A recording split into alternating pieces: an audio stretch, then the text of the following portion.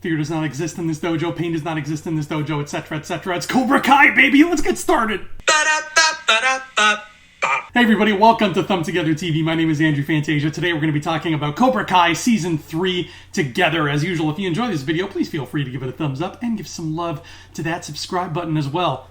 Previously on Cobra Kai, a whole lot of stuff. I ain't recapping that. That is 2 seasons of gold. You just go back and watch it. It's all there. But previously on Thumb Together on Cobra Kai, I made the bold statement saying that I think Cobra Kai was the best legacy sequel ever made at that point. So the question is, does that comment still hold water right now that we've seen Season 3? The answer? We'll get to the answer. Right off the bat, the most beautiful thing about what Season 3 does is that everybody is still living in the world and the consequences of the world in which that huge high school fight took place in the Season 2 finale. This isn't a place where something like that happens and then everybody just sweeps it under the rug and they're just like, okay, moving on. We had a big high school fight, but what's next? Hey, there's a new pizzeria opening, I guess.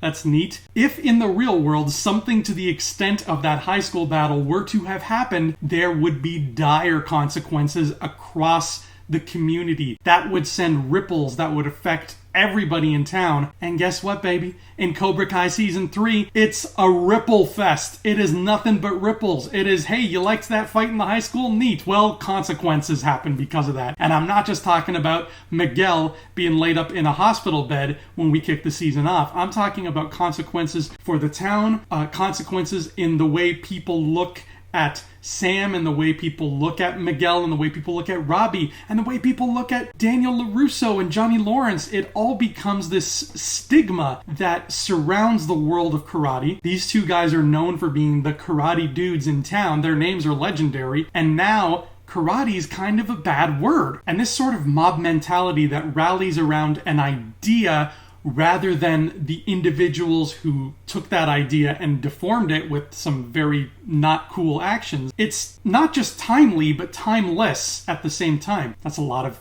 uses of the word time. I'm sorry. Get over it. I can't help but think back to, back in the early 90s, where if one high school kid decided to pull out a gun and steal a car or shoot somebody in his classroom, everybody in the media would look at that kid's bedroom and say, that kid's got a Sega Genesis. We told you video games were violent and corrupting our youth. And it's like, no, video games aren't corrupting shit. That youth is just messed up and needs help. And that's exactly what's going on here. All these kids are part of this karate world. So when this fight breaks out, everybody's like, oh, karate is evil. Karate should be purged from the earth. It's like, no. This institution of bullying, this Cobra Kai business, this John Kreese business, that's what should be purged. That's the problem we got to get to the root of here. But people don't see that. They're too afraid to delve into the details. They just look at the broad strokes and be like, oh, yeah, karate? Yeah, get rid of that. That's clearly evil. And when you have somebody like Daniel who loves karate because it basically changed his life, and somebody like Lawrence who really has nothing but karate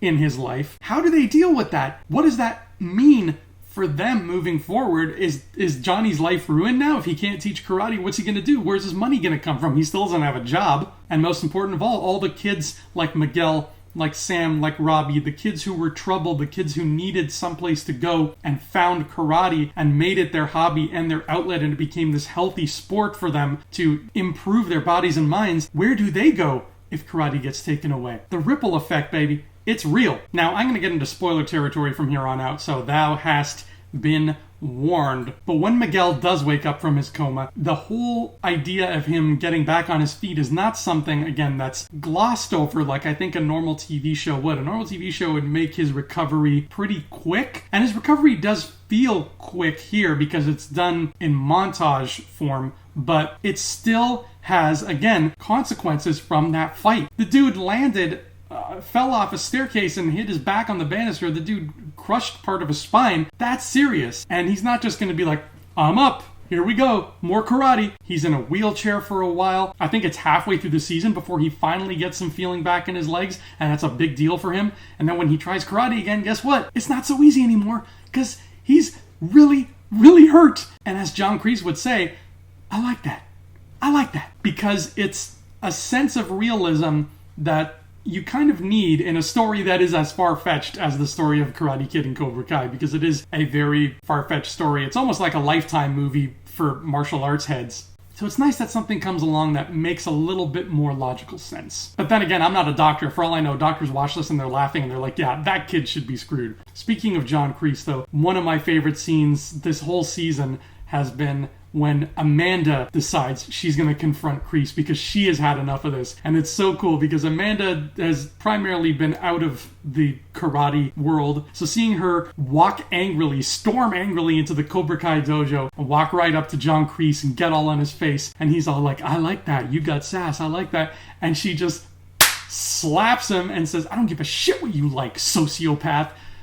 That made my day. I loved seeing that. It's like the first person to finally cut Kreese off when he's doing his evil monologuing is Amanda LaRusso, who just does not have the time to deal with his BS.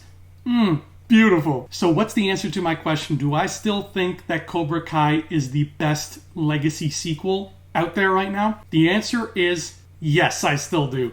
And here's why. When you look back at something like The Mandalorian, where us Star Wars fans all took delight in every single new episode of The Mandalorian last month for all the little pieces of Star Wars lore it was throwing in there and giving us and be like, you like this character? Here they are. You remember this planet? Here it is. It's not going to interfere with our new story. In fact, it is going to help move it along, but here's some old stuff for you. I feel like that has been Cobra Kai's mentality since day one. And just like how in last season we got to meet a lot of old familiar faces from the Karate Kid world, this season we got to meet even more, including Kumiko, Daniel's old love interest from Okinawa, and Chozen, Daniel's old rival from Okinawa, and the little girl he saved from the tower during the monsoon. It's just, basically, it's a Karate Kid Part 2 reunion, and I couldn't be happier because I love Karate Kid Part 2. And again, it didn't feel forced. Daniel had to go to Japan to deal with some business stuff, and he thinks, while I'm here, I'm feeling kind of lost. I miss Mr. Miyagi. Why don't I go to Okinawa, take a stroll down memory lane, see his old village, and maybe that'll spark something in me. And it does, just not in the way he thinks. And it all ties back in, at the end of everything, to the reason he came to Japan in the first place. Boom! Beautiful! And at the same time, he's reunited with Kumiko, and a friendship is forged between him and Chozen. And that's not the only legacy character we get, because of course we all knew this was coming. We finally got Ali Mills Schwarber, but she's not Schwarber anymore, y'all. That guy's out of the picture now. She's just plain old Ali Mills again. And this is so important because this is exactly what Johnny Lawrence needed. His whole problem, his whole life, has been this thing that happened to him in the first Karate Kid movie that destroyed his ego, losing this girl to this new kid, and he always sort of wondered, what if? Is that where I went wrong? Did I make a huge mistake? All these regrets he had, you can feel that brewing from the first scene of the first episode where we meet Johnny as an adult, and you know that this whole thing with Ali still haunts him. So the fact that he finally gets to speak to Ali and see her in person and communicate with her and apologize to her for being a bully and get a sense of closure from that, it's exactly what Johnny needed. He even says that to her when he hugs her goodbye.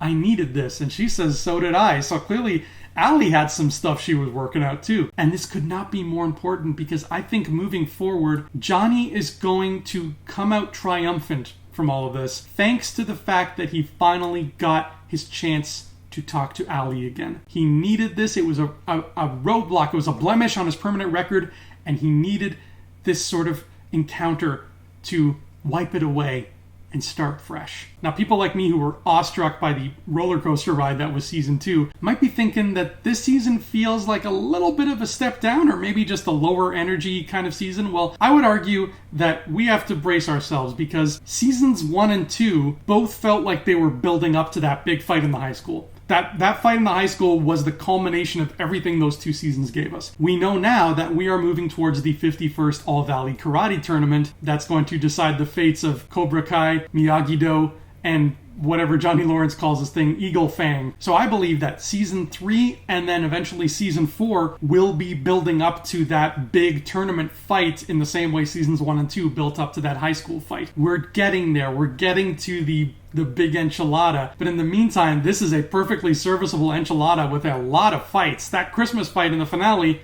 gorgeous. gorgeous. We all saw those flashbacks of Kreese in Vietnam and his buddy there in the cage who he called up at the end of everything. If that's not Terry Silver, I will eat my hat. And I will go out and buy a hat and then eat it.